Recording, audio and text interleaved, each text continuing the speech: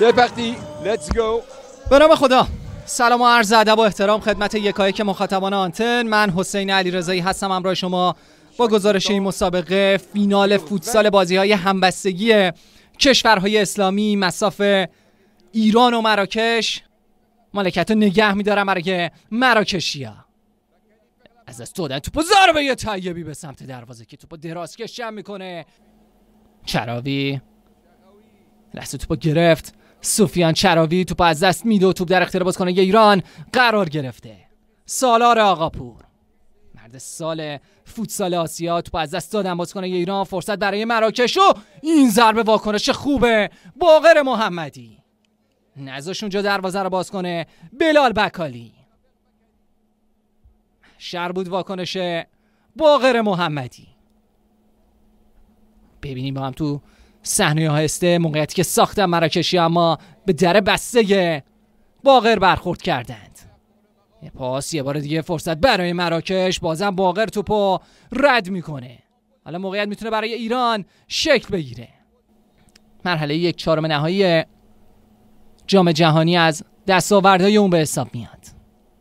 پاس رو به جلو، حرکت از بازیکن ایران میتونه شکل بگیره. فرصت برای گل اول ما. این ضربه به سمت دروازه، روی توپ برگشتی، دروازه باز میشه. امیر حسین غلامی حساب کار رو 1-0 میکنه. ببینیم با هم کار قشنگ احمد عباسی، کار ترکیبی بچهای ما. ضربه‌ای که روی ریباندش اینطوری دروازه رو باز کرد امیر حسین غلامی.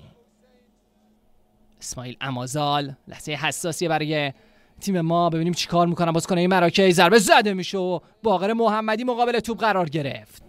مسلم اولاد قباد، همکاری شکل نمیگیره از بچه ما. توپ از دست دادن. فرصت برای مراکش خطرناکه. یه برخورد همچنان فرصت برای اونا حفظ شده. روی موج بعدی حملهشون میتونن طرح حمله داشته باشن. ضربه به سمت دروازه.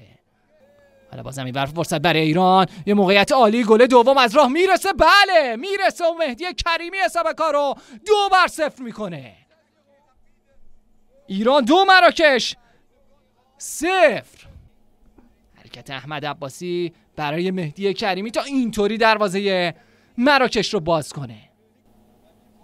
بکالی خوب مهارش کردن بچه ما تا به اینجای کار. یه بار دیگه حرکت رو به جلو. فرصت برای مراکش و این ضربه. باقر محمدی بازم توپو برمیگردونه. مسلم اولاد قباد توپو در اختیار گرفته. مسلم حرکت قشنگش، فریب داد بازیکن مقابلش و مسلم ضربه به سمت دروازه. واکنش حمیدوش توپو به بیرون میفرسته. خوب فریب داد، خوب ضربشو زد مسلم اولاد قباد. واکنش حمیدوش توپ به بیرون رفت و گل سوم برای ایران به ثمر رسیده در حالی که کارگردان جا مونده بود از جریان مسابقه. ایران حساب کار رو 3-0 میکنه. برتری قاطعانه و قدرت نمایی پسران ایران مقابل مراکش توی این مسابقه تداوم داره. توپ در اختیار الفنی قرار گرفته. حرکت رو به جلو از بازیکن مراکش. توپ برمیگرده. درخشانی و ضربش به سمت دروازه. میلیمتری توپ از کنار دروازه به بیرون میره. الفنی دوباره برای بکالی. امازال پاس به کناره ها. امازال میخواد باز رو به وسط بیاره. فضای شوت زنی برای او بسته شد. فرصت برای مراکش توپ از دست دادن. حالا ما میتونیم گل بزنیم. اینور توپی که بازم از کنار دروازه اونا به بیرون رفت. ضربه احمد عباسی رفت و برگشت شده. بکالی توپو در اختیار گرفته. امازال، بکالی ضربش از بالای دروازه به بیرون میره.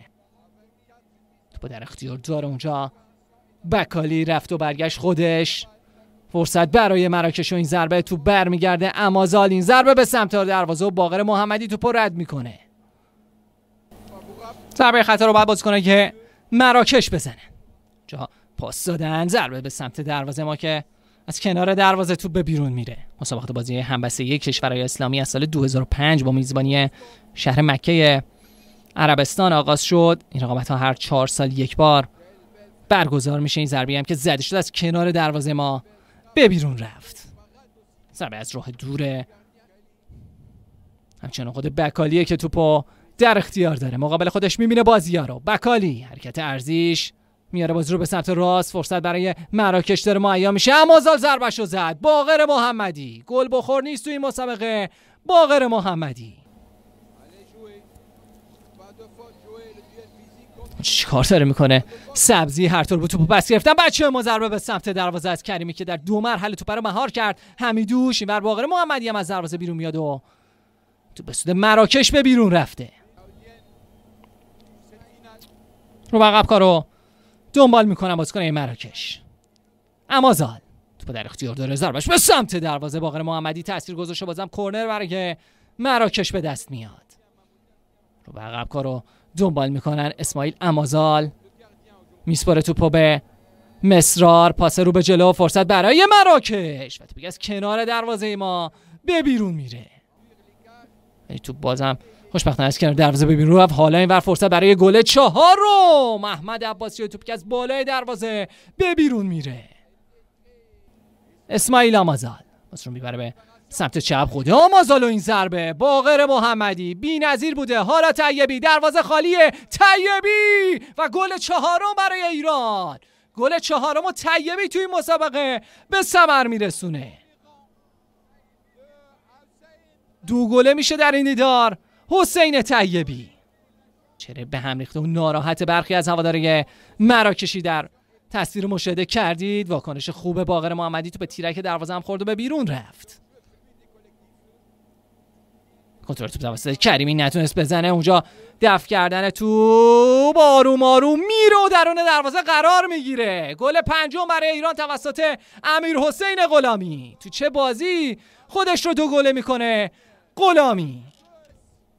بار دیگه ببینیم این توپی که اومد، دفع توپ غلامی آروم آروم چرخید رفت و درون دروازه مراکش قرار گرفت. مراکشی ها وایسادن، بچه ما دارن دست میزنن و شادی میکنن. 3 ثانیه، 2 ثانیه، 1 ثانیه و تمام.